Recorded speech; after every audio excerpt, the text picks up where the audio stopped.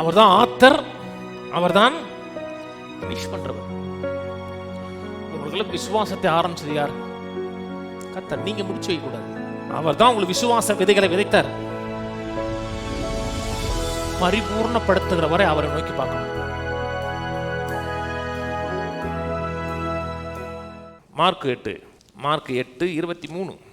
அவர் குருடனை கையை பிடித்து அவனை கிராமத்துக்கு வெளியே அழைத்து கொண்டு போய் அவன் கண்களில் உமிழ்ந்து அவன் மேல் கையை வைத்து எதையாகிலும் காண்கிறாயா என்று கேட்டார்.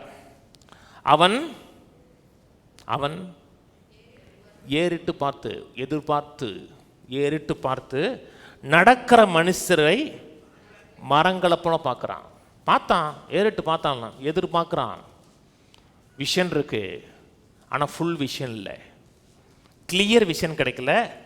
இதே மனுஷன் வருது மாதிரி இருக்கு, ஆனால் ஆம்பளையா பொம்பளையான்னு தெரியல, ஆனால் ஏதோ ஒரு உருவம் அசைகிறது மாதிரி இருக்கு, இத்தனை நாள் தெரியலை. அடுத்து பின்பு அவர் மறுபடியும் அவன் கண்கள் மேல் கையை வைத்து அவனை ஏறிட்டு பார்க்கும்படி செய்தார். ஏறிட்டு பார்க்கும்னா எதிர்பார்த்து பார்க்கும்படி செய்தார்.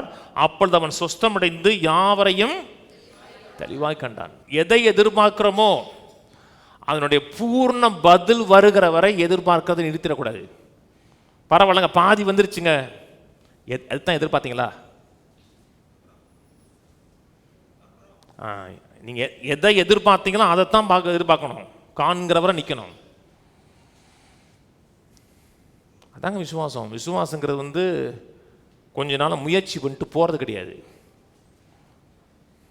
பரவாயில்ல, மழையை எதிர்பார்த்தோம், மகுடு வந்துச்சு.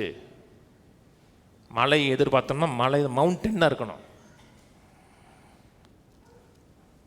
அதான் விடாப்படியாக நிற்கிறது. சுகம் வேணுமா, செழிப்பு வேணுமா? நீங்கள் சுகத்தை விசுவாசிக்கிறீங்கன்னா சுகத்தை பார்த்துக்கிட்டே இருக்கணும். வியாதியை பேசக்கூடாது, மெடிக்கல் ரிப்போர்ட்டை பெருசாக சிந்திக்கக்கூடாது. மெடிக்கல் ரிப்போர்ட் வந்துச்சா வாங்கி கவரில் போட்டு வச்சுக்க வேண்டியதான், எல்லார்ட்டையும் காமிக்கக்கூடாது. யார் எம்பிபிஎஸ் படிக்கலை, எம்பிபிஎஸ் டாக்டர் படித்தா கூட தப்பு தான் அவர் சொன்னால் கூட அவருடைய அறிவின் அடிப்பில் என்ன சொல்கிறார், அவர் ரிப்போர்ட் அப்படி சொல்லுது. இங்கே ரிப்போர்ட் சொல்லுது அவருடைய தழும்புகளால் சுகமானேன்னு சொல்லுது. எந்த ரிப்போர்ட் உங்களுக்கு வேணும்? 2 ரிப்போர்ட்டுமே வேணுங்கிறீங்களா?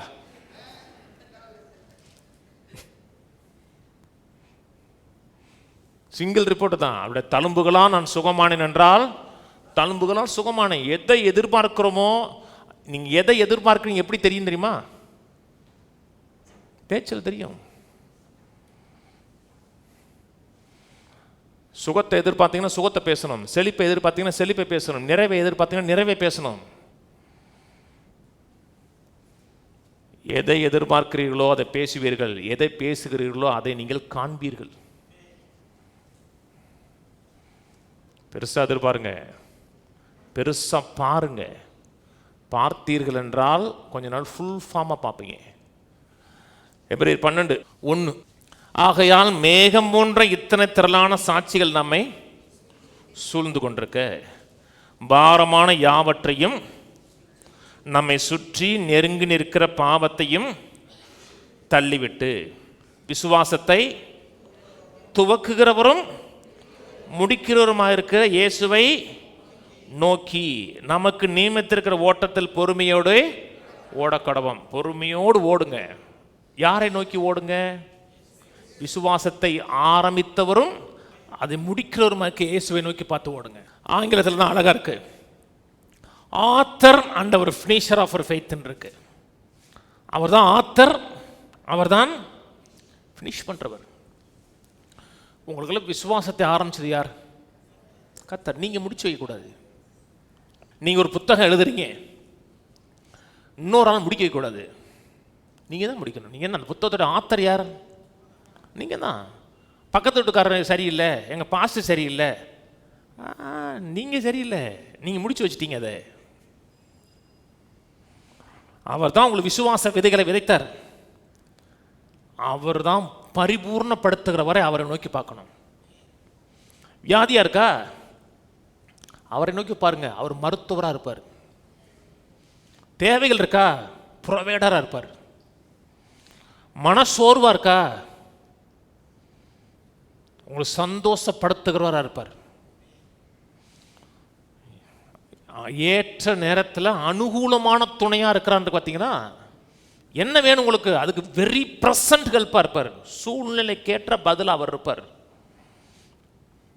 உலகத்தில் இருக்கிறவங்க, உலகத்துக்குரியவர்கள்ல ஆண்டவர் சொன்னார், என்னை விசுவாசிக்கிறவன் ஒரு காலம் இருளில் நடக்க மாட்டான்டாரு.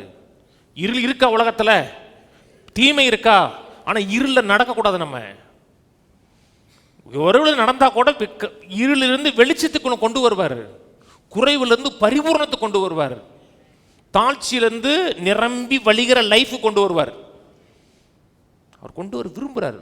உங்களுடைய பார்ட்டு விசுவாசிக்கிறதை ஃபுல்லி கன்வின்ஸ்டாக விசுவாசிக்கணும். விசுவாசிக்கிறது மட்டுமல்ல, எதிர்பார்க்கணும். எதிர்பார்க்கிறது மட்டுமல்ல, எதிர்நோக்கி பார்த்துட்டே இருக்கணும். ஃபோக்கஸ் மாறக்கூடாது. அப்படி மாறாமல் இருந்துச்சுன்னா தேடுகிறவன் கண்டடைவான். எதை தேடுகிறீர்களோ அதை மட்டும் கண்டடைவீர்கள். அப்போ தேடும்போது என்ன தேடணும்? எதை சொன்னாரோ அது மட்டும்தான் மனசில் இருக்கணும். காணாமல் போன பொருளை தேடி இருப்பீங்களேங்க, தேட்டது இல்லையா? எதை தேடுறோமோ அது மட்டும்தான் மைண்டில் போயிட்டே இருக்கும், தெரியுமா? எதை பார்த்தாலும் அது மாதிரி உங்களுக்கு தெரியும். அப்படி மனதில் இருக்கட்டும். நான் சொல்றது பணம் இல்லை, வசனம். சுகம் இல்லை, சுகத்தை கொடுக்கிறவர். அப்படி பார்த்தீங்கன்னா உங்களுக்கு விசுவாசம் உங்களை வெட்கப்படுத்தாது.